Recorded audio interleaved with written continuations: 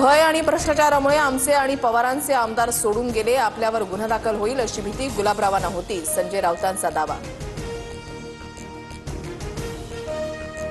आम्ही नवीन पण कधी केमचो वरळी म्हणून कोणाचे पाय चाटले नाहीत, जिलेबी आणि फाफडा उद्धव ठाकरे आपडा म्हणालो नाही, संदीप देशपांडेंचं संजय राऊतांना ट्विट करत उत्तर।